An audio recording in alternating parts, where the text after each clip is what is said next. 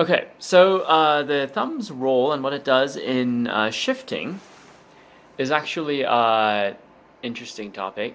Um, Now, if I were to like the ideal order of things, after you're comfortable with the getting the thumb in the right position, and after you do some work in like basic finger strengthening exercises, it's a little easier to feel what we're going to talk about right now, because the thumb, no matter how you hold the violin, should never be squeezing the neck.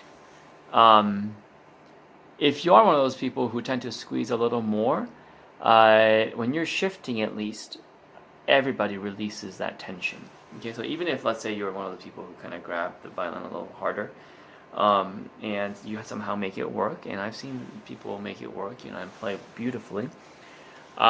When you're shifting, the thumb is not as is not going to be tightly gripping the neck of the violin. Okay, on the other hand, it's going to be always ready to slide around. Okay, or at least able to slide around. Now, as you do a normal upward shift, okay, the whole arm and the hand, the finger, the thumb, it all moves together, right? So you go from here and it all moves together. Boom.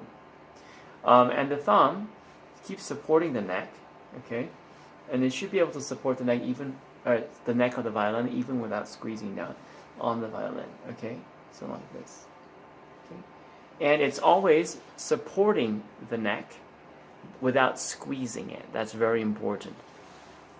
Okay, and the thumb doesn't play any fancy role in the standard upward shift, like one finger shift, when you're shifting up.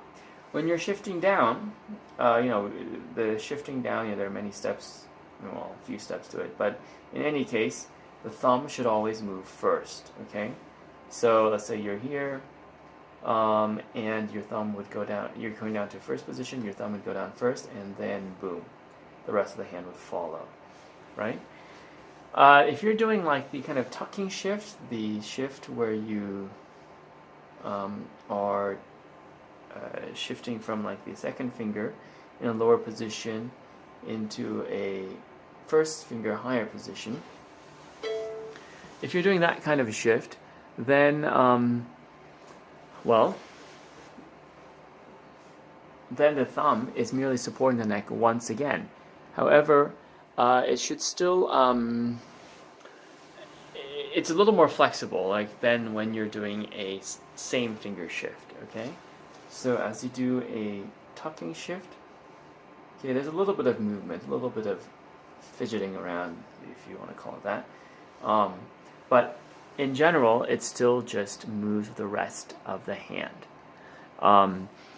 So I hope that makes sense, that when you're shifting, whether you're going up or down, the key is that the thumb should ideally never be squeezing the neck, and so it is always just ready to move. It's just simply a supporting limb, okay, that is always ready to move around.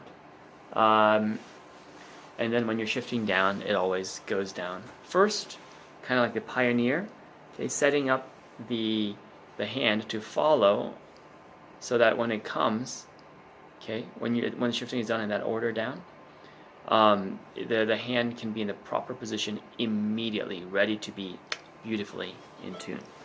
Okay, hope that makes sense. Okay, I'll look at your next question. Haha.